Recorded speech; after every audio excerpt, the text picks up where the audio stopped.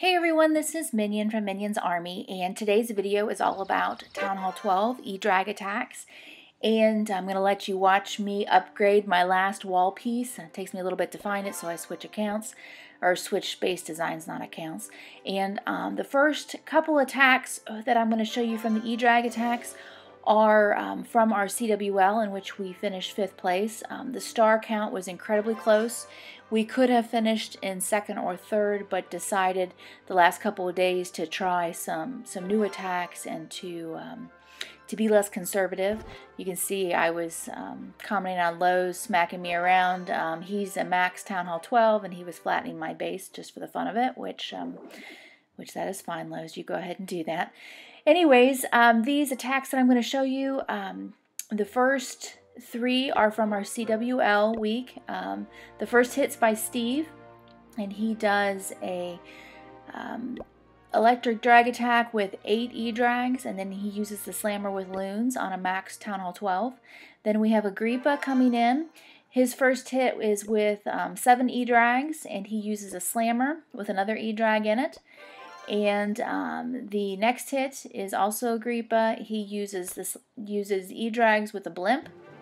And then we have UA coming in with 7 E-drags with a slammer with dragons in it. And then the final hit I'm showing, because it's just a really cool hit, is UA. He's hitting a max Town Hall 12 with E-drag, slammer, and loons, and it was a base that we had from our farm. We randomly matched a farm war team, and that base had been hit 7 times, and UA cleared it, so it's definitely something to watch. But first we're going to come in here with Steve, and Steve is clearing out that corner just to see what's there with a coconut loon, and then he goes in with Sui heroes to take on that town hall and to create the funnel there at 3 o'clock. So he's coming in with the, when they say Sui, they just mean suicide heroes. He is sending his heroes on a particular mission, and basically he wants to create the funnel and dive the town hall. And that's their mission. So huge value for 2 royals, so that's definitely worthwhile. He has an E-drag over at 12 o'clock. He cleared out that little corner with a coconut loon, is creating great funnel value with the chain lightning. And here he comes in with his E-drags, with some loons, and with the slammer.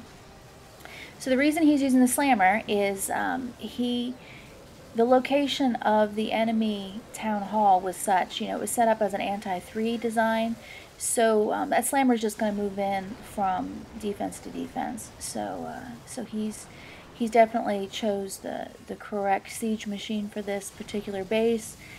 He uses the Warden ability. He didn't need to save that Warden ability to deal with the Town Hall 12 Gigatesla, so he could use it when he needed it, and he created some longevity for that slammer. I mean, look at how far this slammer goes.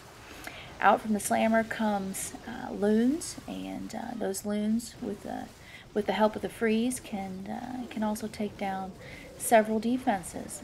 So this was an excellent hit by Steve. He's using some minions there at the final bit for cleanup. And you can see there was a little bit of a disturbance in the force with a disconnection issue or a signal issue, but hopefully that was on my end and not on Steve's. I'm going to guess it was my end, because this was not a live hit that you're watching here. This is a replay. So excellent hit, Steve, and this base is going to be cleared. The next hit is going to be by Agrippa, and Agrippa, he is using 7 E-drags, and then in the slammer he has E-drags. Here he has another E-drag and loons. So that's going to finish off his army comp with the 8 E-drags. And the base that he is hitting, you remember Steve's hit and the 2 hits by Agrippa here that we're going to see are all fresh hits, because this is CWL. So they're coming in here not knowing what's in the clan castle. They're not knowing any of the bombs or traps. So great work to them. And I got the king clearing out the funnel there at 9. Queen's coming to step up there at 6, hopefully to grab a few defenses, set the funnel, and take care of that AD. And here we go with Agrippa. And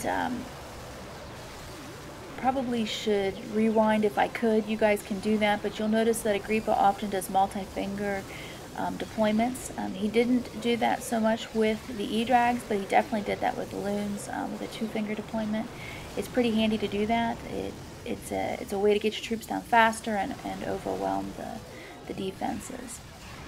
So here he is coming, sweeping across the base. He's got all of his troops down. He's got all of his spells laid out. So so now it's kind of hope and pray a little bit with the E-Drags. Are they going to have the longevity to clear this base? And looks like he has got many troops up and just a few defenses down. And that chain lightning is definitely helpful when you look at the location of all the buildings. You know, just able to skip it from defense to defense, from building to building, as long as those buildings are 1 square or less apart. So looks like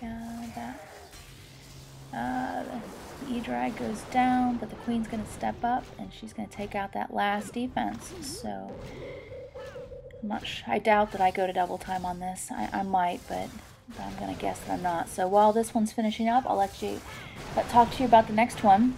Agrippa again with 7 E-Drags, and this time he's going to use a blimp. And inside the blimp is going to have an E-Drag.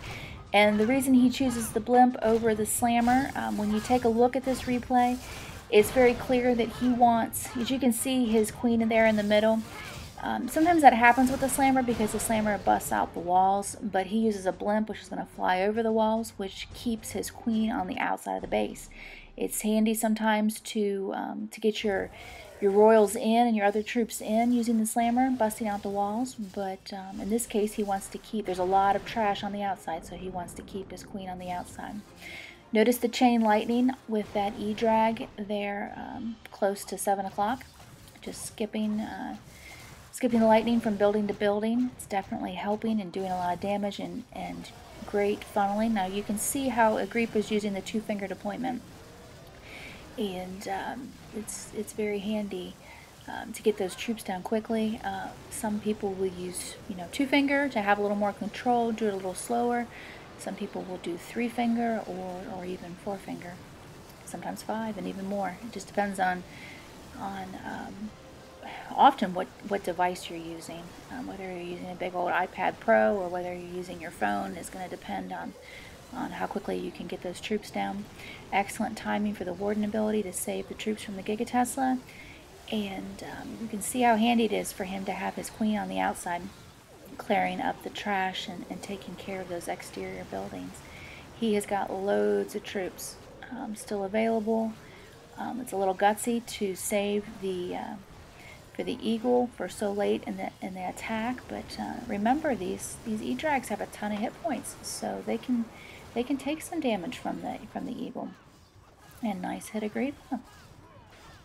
The next hit is going to be by UA. UA is going to use 7 E-Drags, and then in the slammer he is going to use regular dragons. So so this is also something worth watching. This base is not a max base, but yet it's a good designed base. It's a well built, well designed base. Someone's been putting some time into their walls, which is, there's no harm in doing that.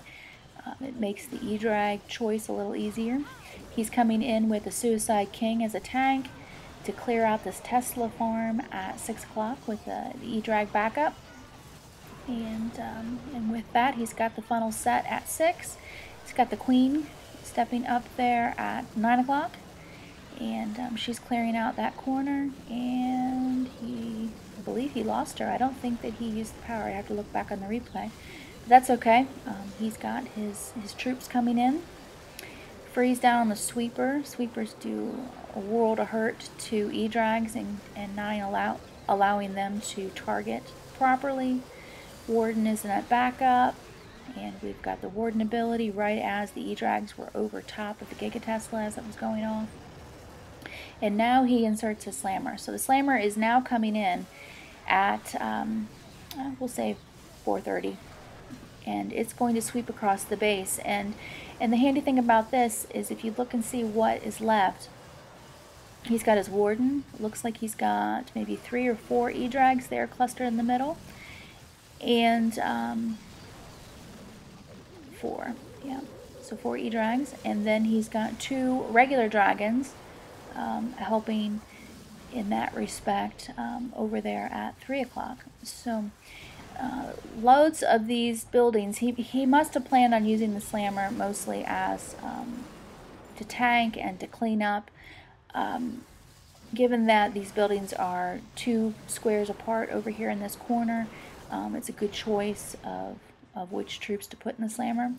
If it had been loons, they would fly over to that Tesla. If it had been an E-drag, it would have been slower because the spacing of the buildings. And I mean, I suppose you could use minions, but then you might hit a red bomb. You know, you don't want to pop out ground troops, you know, after you've been using air, because you know, then you run the risk of ground skellies and giant bombs and all the rest. So it's better to stick with air, and great choice of army comps, UA. Alright, so now we're moving on to the next UA hit, and he is going to also use 7 E-drags, and this time he uses the slammer with loons. So so here we go, and he clears his base, as you notice, in 2 minutes 4 seconds. That's right when the warden jumped on his pad. Used some loons with some rage to get them in to get the AD.